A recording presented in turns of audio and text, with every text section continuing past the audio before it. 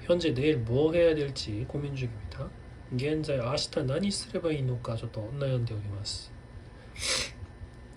風邪ひいた。